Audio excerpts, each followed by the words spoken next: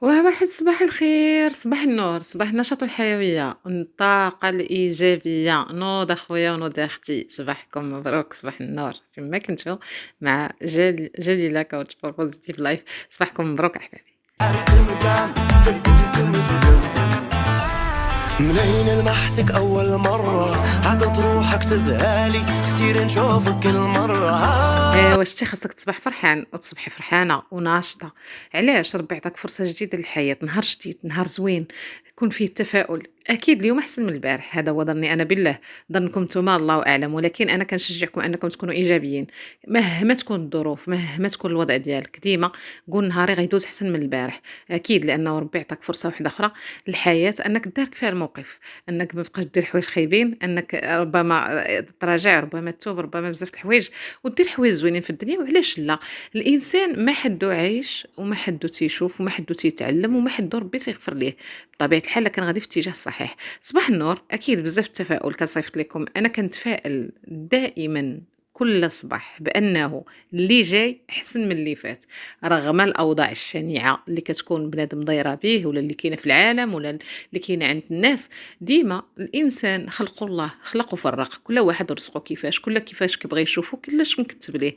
كاين هناك شقي وهناك سعيد، كاين اللي هو سعيد بالقليل وكاين اللي هو شقي وهو عنده الكثير. لهذا يا ربي ما تحرمناش من السعاده ديالك، اللهم سعاده ليس بعدها شقاء، ورزقا ليس بعده فقر، وعافيه ليس بعدها سقم، وتيسيرا ليس له بعده عسر، لي ولكم ولجميع من قال امين. فهذا صباح الخير، هذا صباح النور. انتي زينة والله وزينك ما شاء الله نخليك من الله من الله من الله.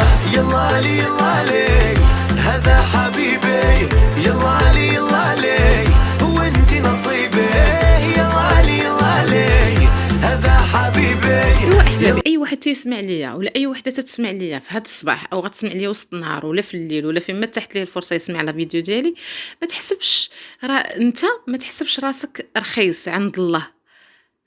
دير قيمة لراسك، انت قول انا ربي خلقني وكرمني، وشوف جبد غير تصاورك من نهار دزتي حتى كبرتي دابا، وشوف شحال خسروا عليك والديك، وشحال تكرفستي، وشحال طلعتي ونزلتي، وشحال تمحنتي، وشحال مرضتي، بزاف د الحوايج. هاد الحرب شكون خاضها؟ خدتيها بوحدك، كنتي فيها بوحدك. اكيد الاعانه ديال الوالدين والعائله ما كنكروهاش، ولكن هذا حافز انك تكون انت هو اللي عرفها راه واعر. نقول لكم من بعد هذا المقطع الموسيقي. نبغيك تسكني لي داري يا زيني يا قمري، وناري ناري ناري في قلبي شعلت لي ناري. نبغيك تسكني لي داري يا زيني يا قمري، وناري ناري ناري في قلبي شعلت لي ناري.